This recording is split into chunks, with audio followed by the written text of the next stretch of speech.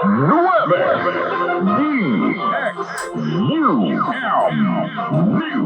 and Public Affairs. Sa Davao City, 819 DXUM. Atong oras alas 12:30.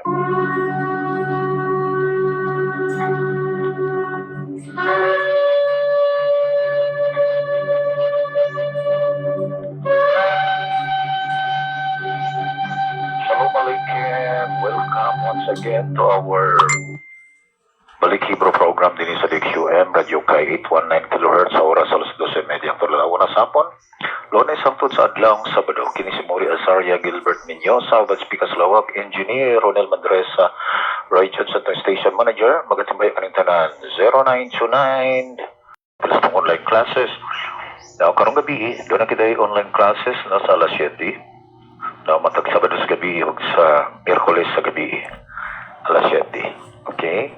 Taga-tagom, no? Kita-kita tagmapon, no? Sa ato ang Sunday conference din ha. Still, no? Doon ay sponsor for the lunch, no? For more than 2 months na. Baruch Hashem sa nag-sponsor. Now, may Hashem reward them more and more. And the more na ang ilang acts of kindness be compensated, the more na sila mohimo og kindness. Okay. Ang mga kaigsunan ko, no, atong isgutan karon ang usa sa mga connected nga issues sa atong ikaisgutan sa replacement theology nga ikahimo na sa mga religions. Okay. Atong isgutan ang parasya karong adlaw uniining simanaha. Ug kana mao ang parasat balak. Okay, ang parasat balak kini mao ang usa sa mga makapalibog sa ubang tao. Kinsa man gyud ni si Balaam? Unsa man siya propeta ni siya o sumala sa Joshua 5:22 soothsayer siya or usa siya ka salamangkero or usa siya ka espiritista, something like that. O kung siya propeta, ngano man nga siya nag-advise man og dili maayo batok sa Israel. Pinagi sa pag-advise kang Balak nga himong prostitute ilang mga babae para masuko ang Creator. Og tuod man 24,000 ang nangamatay gipanisan tungod sa niini nga sala. Og advice ni Balaam. O kung siya propeta usab, no? Makiksunan ko. Imong makita nga si Hashem, o kung dili siya propeta, nganong si Hashem nakikistorya man niya? So maglibog ka sa iya, propeta ba dyan ni? Upang mga sages mingon, especially si Rashi, propeta siya sa sinugdanan at tungod sa iyang mga evil desires, nahimo siyang sorcerer. Muna'y danger sa pag-exercise sa tao sa iyang will.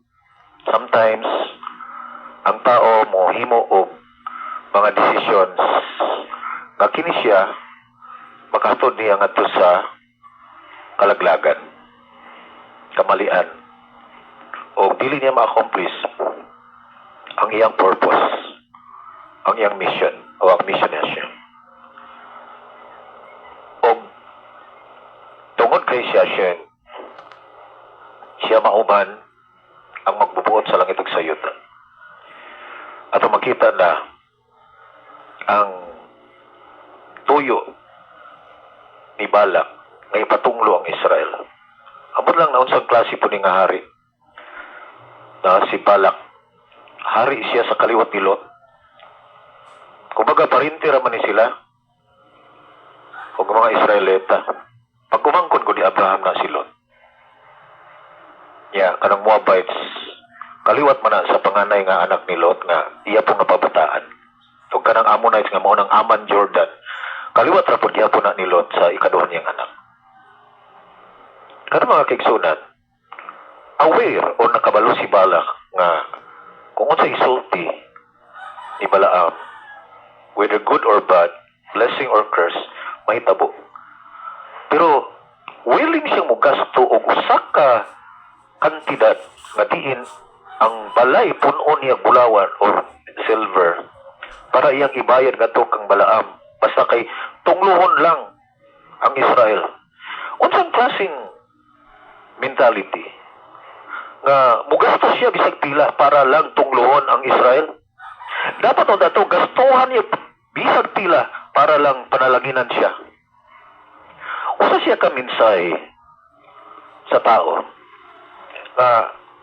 instead nga siya mangandoy og pabor, blessing alang kaniya, kaayuhan, kalambuan, kalinaw, ang iya naman hinuong gipangandoy nga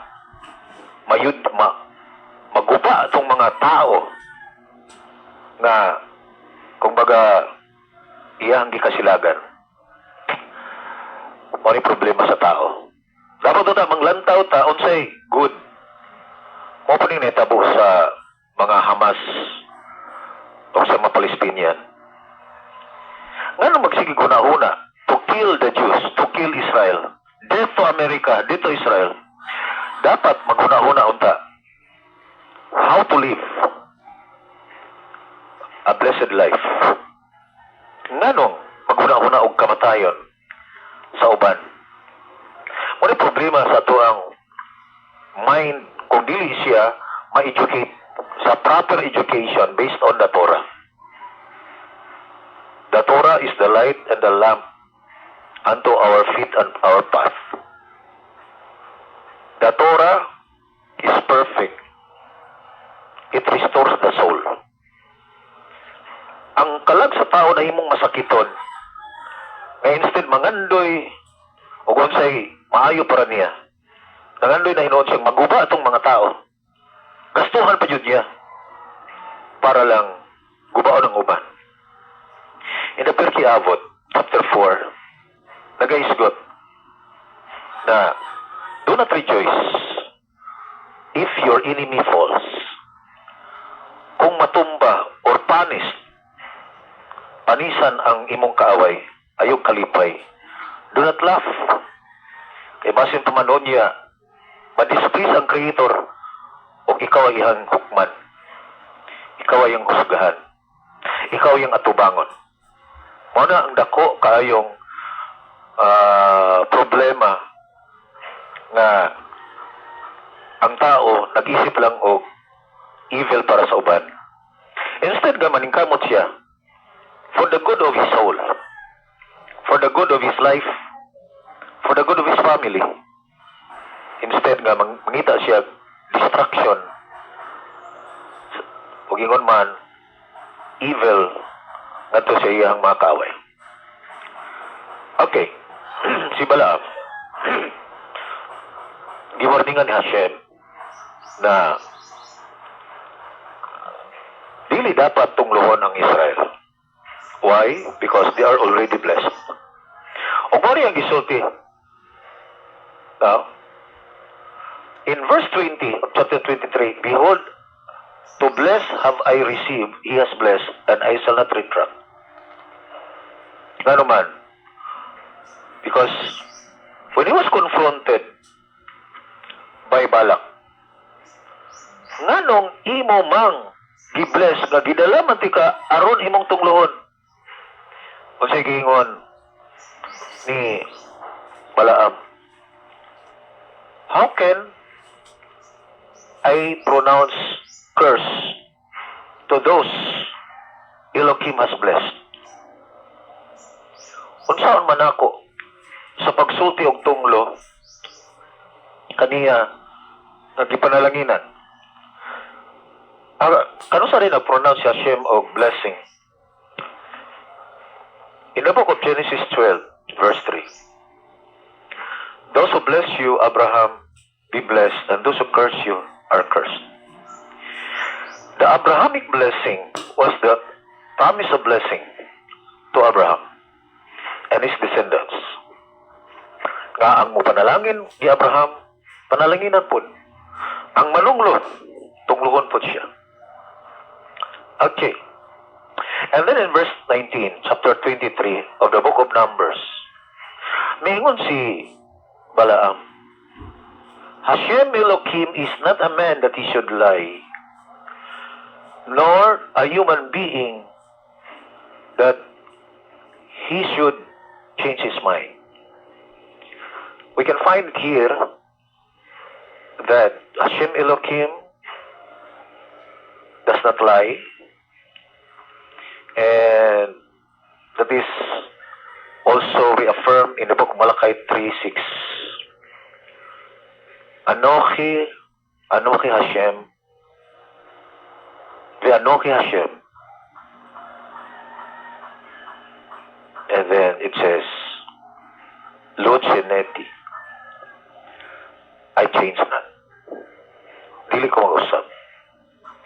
So kung sa'yo yung gisulti sa Mount Sinai, never will it be changed. Ano yung mga tao mingon? Dili ba nasuko siya sa Israel kag simbag baka o niya paghuman? Nausap siya. Mihunong niya kasuko. So wala siya nag-change. O siya tubag ni Rambam. Hashem is not subject to any human emotions. Dili applicable ang human emotion ngadto kaniya. He is beyond, is above. And if it says that he won't change his mind, it is a reminder to each one that whatever he says in the past, in the time of Noah, panahon ni Abraham, panahon ni Moshe, dito sa wilderness, still, kini epektibo sa ato ang generation sa umaabot. The Torah is eternal. And the Torah does not need any change. The Torah is perfect. It does not need any adjustment or addition or subtraction. Dili pwede usbon. Si Hashem dili sama sa tao na magpaling-paling ang huna-huna. Kung sa yung gisulti, himuon niya. And it is a principle that we need to know. O kini, ika-pronounce, pinagi sa baba ni Balaam. Dili siya pwedeng mag-usap. Another line, na nga ito makita, mao ang gisulti ni Balaam. I desire the death of the righteous. Ako nanganloy nga mupanaw sama sa mga taong mga righteous. Nagigsunan ko. Now, kinsa ning righteous yung gingon? According to the sages, he was pointing to Abraham. When Abraham died at the age of 175, you can find in Hebrew, Vayegva Abraham. And Abraham expired. Wala gani mag-suffer o sakit o balatian, just like Isaac. Ang nag-suffer o balatian mo si Jacob. Nga naman tungkol kay si Jacob, nanghangyo siya, according to the sages, nanghangyo siya kay Hashem, nga ayaw patya diritso ang tao. Ipaagi sa og balatian bago siya mupanaw, para siya makatisyo ba, para siya makahinolsol. Kung baga, nag-prepare na sa iyang pagpanaw ang mga sakit o balatian, pains and sufferings. Kung baga, ang tao, musinati o gihinom, mga painful sufferings in this life. For the Jews, it's better nga sila nagamtam o kapait niining kinabuhia kaysa panisan sila sa gihinom. Tungod kay ang pains and sufferings diri bearable. Kung baga makaya o siya mo tumbas sa mga pains and sufferings nga magkitabo dito sa Gihinom. That's why, wala ang bisard, let me die the death of the righteous. And then in chapter 24 verse 5, mihimo siya og statement. It says, o kining nga statement, na himong one of the prayer texts sa mga Jews every day.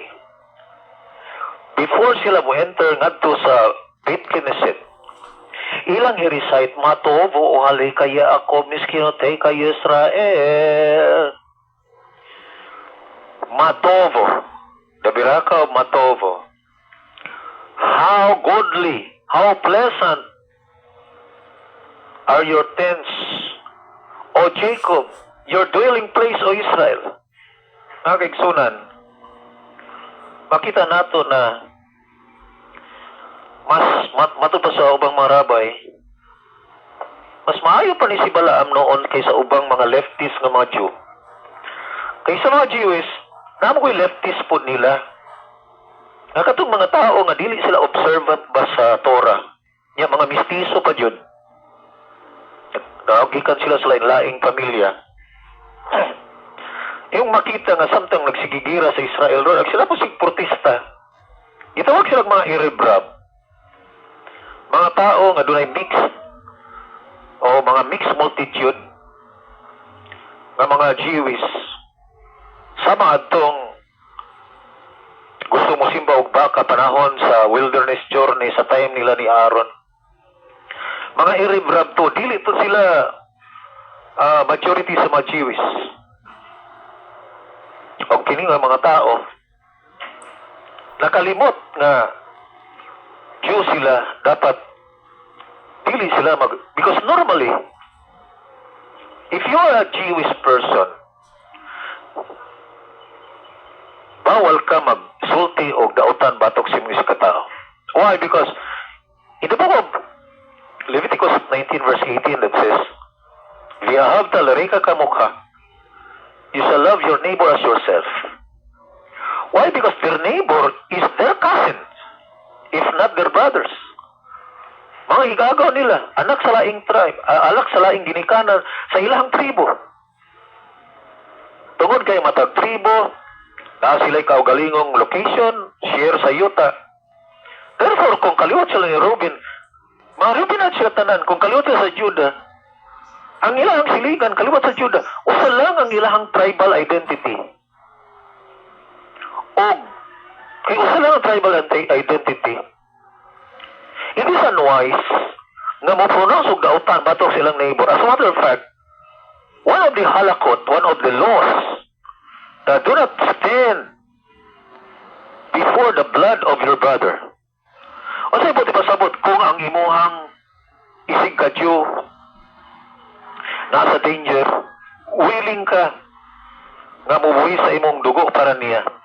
Kung usa ka Jew na anod sa baha, sa suba, muambak ka para lang luwason mo siya. Inaana ang mga tinuod o typical nga mga Jewish people. So dili na normal nila nga ang isig ka Jew manaot sa ilang isig ka Jew. Abnormal na siya. Matubo hali kay Jacob. Pero kini si Balaam, dili man siya Jew. Usa siya ka Gentile. And yet, may appreciate siya sa Israel. Nga matubo hali ka. And the time mo haleka, tents, nagisgot ba itong ano sa ilang ipuyan because they lived in tents at that time. And then Ohel, in the Tanakh, most of the times it is addressed to the house of study. Kung baga, dito sila nagtuon og Torah. Nganong matubo ang usa ka lugar nga nagtuon og Torah, because that is the will of heaven. And that's why kung sila mosulod sa gate sa ilahang Beit Knesset nga diin, gihimo ang pagtuon og Torah og ang pag-ampo ngadto kay Hashem. Maingon sila matubo halay kaya ako miskin tayo kay Israel. Bani! Istakave. Huwag ako musimba, ako muyukbo. No? Sa imong atubangan. Muna mga kaigsunan nga si Balaam usa siya ka model in this particular incident. Nga supposedly, ang mga tao nga dili mga Jewish, dili ta mag-istorya og dautan batok sa mga Jewish. Kay sila mga chosen people. Kung saan man na, kita diri sa Pilipinas, na brainwash man ta. Ha? Kung ano na mga bata, nga mga badlungon, mga rebelde, mga buluyagon, unsa may itawag? Mga Hudiyo mga bataa mo? Mga Hudiyo mong magdagko. Mga kaigsunan, it's bad to say that. No? Nga, imong ihambing ang mga Jewish sa mga taong mga buang-buang o mga taong ma-rebellious. It's bad. Remember, those who bless Israel shall be blessed. And those who curse shall be cursed. No wonder, mga tao magsige istorya na. Curse ang ilang kinabuhi, ilang mga characters, ilang mga paggawi, ilang mga virtue, no, ilang mga pamatasan, na mga opposite sa gidesign sa Creator. Nga man tungod kay, na-curse sila tungod sa ilang mga baba, nga nagsulti sila dautan batok sa Jewish people. So alam ganinyo nga naminaw karon, ihunong na ang paglilitok o dili mayo against sa mga Jews. Bisan pastor, ministro, pari, uban pa nga mga leaders, magwali min sila, ang mga Hudiyo gahig ulo. Bisan ka na si John MacArthur, na nga usa ka Amerikano, nga inila na siya sa Amerika. O bisan sa laing istasyon kay, kanunay man siya magpakuan sa iyang wali. Mayon siya, ang mga Jew, ang anong gigira sila, pungkagon yun daw na ang ilang mga balay, o unya, daganong mga Jew, nagsuffer sa impierno, nga naman kay dili sila motuo ni Jesus. Mga kaigsunan ko. Now, what a dangerous statement. Preacher, magowali, unya, ingon ana. Wala problema. Dahil mga magowali, whether pari, pastor, ministro. Magsigpa si Atap. Wala na yung mga Hudiyo ron, wala na Israel ron, kay kingdom na ron, wala na ron, kay church na ron, iglesia. Mga kaigsunan ko, replacement theology. And then, what's sulti ni Prophet Jeremiah. Alam niya itong mga tao nga mga anti-Semites, mga Palestinian, pwede lang ito Palestinian nga dili. Ang mga Hamas, Iran, Houthi, Hezbollah, uban pa. Ningon si Jeremiah 31, verse 35, kung ang laws for the sun, the moon, and the stars in the heaven, establish ni Hashem, og samtang, verse 36, naa pa ang laws for the sun, the moon, the stars, and the sea. The waves of the sea, ang balod sa mga dagat. Samtang naa pa ang adlaw, musiga ang bulan, ang bituon, ang balod sa dagat. Israel shall not cease to exist as a nation. So bisan unsaon og panunglo sama sa pangandoy ni Balak against Israel, dili gyud mutalab, dili gyud maipikto. Matod pa sa ni Rabbi Tobia, kamo nga nasuko sa Israel nyo, naghimo mo og ballistic missile, naghimo mo bomba. Mali siguro ang inyong target. Pabuthon niyo yung bomba dito sa Tel Aviv, Jerusalem, dito sa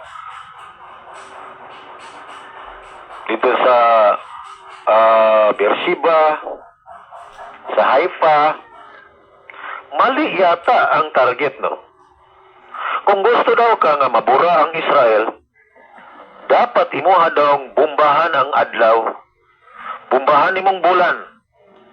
Maghimo ka og missile nga targeton nimo ang adlaw, targeton ang bulan, targeton nimo ang mga biton, targeton po nimo ang dagat. Kay once di na mo silang ang adlaw, di na mo subang ang bulan, o dili na magsiga ang mga biton, o dili na mo balod ang dagat, ang Israel usab mohunong pag-exist as a nation. O sa ibuti pasabot, i-create lang ang adlaw for the sake of Israel. Did you know that? Gihimo ang adlaw for the sake of Israel. Gihimo ang bulan for the sake of Israel. Mahinungdan nga adunay mga sinugdanan sa bulan, tao, adunay takdol sa bulan, festival, ug magbirakang Israel. Ngano man tungod kay gihimo lang ning mga bulan ug ang adlaw ug ang bituon for the sake of Israel. Dili na siya ikaw maoy hinungdan sa paghimuan na. They are all created for the sake of Israel. Although si Adan ihimo ang kalibutan para niya. But if we talk specifically para sa Israel, Hashem created the sun, the moon, the stars, and the ocean for Israel. It is a sign for Israel's existence na samtang naapay balod sa dagat, samtang naapay bulan nga nagsiga og adlaw og bituon, ang Israel dili mohunong nga mahimo siyang nation. Munay giingon nga nangawala na tong mga Babylonians, nangawala na tong mga Persians, nangawala na tong kingdom sa mga Greeks, nawala na tong kingdom sa Roma. Si Hitler, si Maximov, si Krobis na hindi erased in memory. Pagpatay niyang 6 million ka Jew. Nawala ng mga Nazis. Ugon niya gitabangan ang Israel. Sa Hamas, Hezbollah, Syria. Ingon man, Palestinian, Houthi, Iran, Iraq, and yet Israel still stands, nagatindog, nagabarog as a rising lion. Part na sa prophecy ni Balaam that Israel, the descendants of Jacob, is like a lion. Nagpasabot nga bisan pamantuod daog-daogon na sila. Wala nagpasabot nga wala na sila kusog. No, ang lion bisan paghigtan or kulungon, still ang strength sa lion nasa sulod niya. Kay instinct na part na sa iyahang pagka siya. Mga kaigsunan, nga nung dili man ta mag-isip ugod sa blessing para nato. Hunungon nato ng pagunahuna nga against Israel, anti-Semites, dito Israel, dito Amerika. Hunungon na siya. Life to you. Blessing to you. Shalom be upon you. Dapat mo na itong unahon-ahon. Aron nga, both of us, we live in blessing, success, shalom, and prosperity. Wala kita oras magkiksunan kaninyo nga boto appeals itong online classes. Paki-join sa matag Sabado sa gabi, alas 7 o Miyerkules gabi sa itong online classes. O alang sa taga Tagum, doon na kita'y conference o mapong adlaw before 9 hangtod sa alas 12:30. Sa kalan sa ito ang partners, Mika Salawak, Engineer Ronel Mandresa, Roy Jones, ito Station Manager. Kini si Mori Azaria, Gilbert Pinyosa, magayong kintanan. Shalom Aleichem, Bilhita.